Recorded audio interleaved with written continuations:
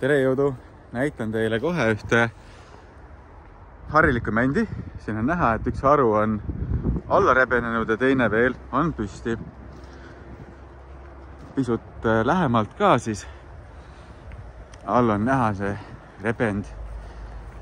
Ja põhjus, miks ta kukkunud on see, et kuna nendel kahel harul on terav nurga all väljuv, siis üks pool ikka annab järgi, sest kinnitus on kehv. Nüüd edasi liigun järgmise puu juurde, kus ma saan näidata pisut lähemalt seda lugu. Ehk siis mul on siin kaks kaske. Nii, sama case nagu seal männi juures on vasakpoolne ja on parempoolne. Ja kinnitus on kehv. Näha on ka siin mõra.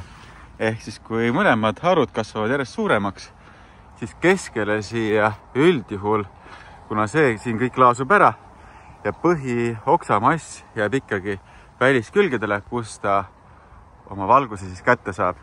Ja siis lõpuks hakkavad need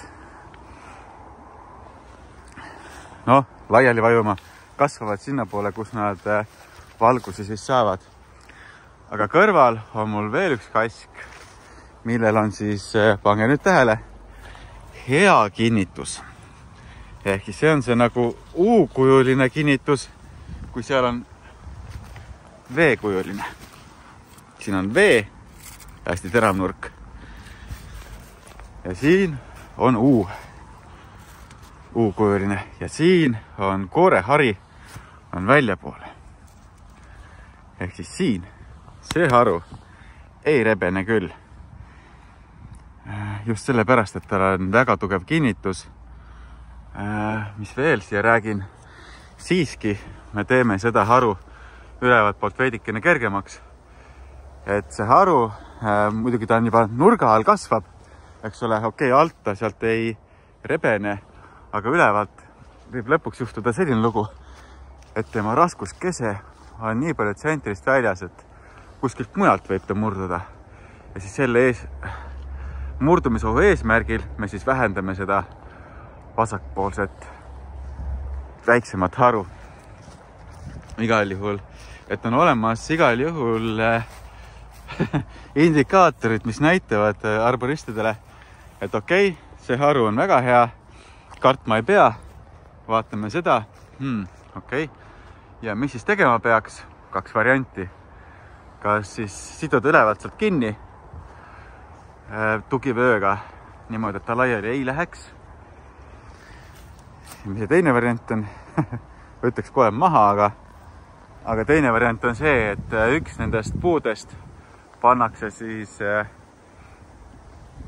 dieedile, ehk siis lõigatakse üks haru pool madalamaks ja antakse siis seeläbi sellele vasakpoolsele tipupunga eeliskasv, saab rohkem valgust ja ühesõnaga pikk jutt, kirjutan sellest mõni teine kord, aga igal juhul on kaks head näidet täpselt kõrvuti. Ja tasub siiski uskuda õppinud kutsetunnistusega arboristi sõnu, et ei juhtuks nagu siin mul selja taga, sest et tegelikult oleks saanud seda ju ära hoida. Aga mina lõpetan ja suur tänud vaatamast.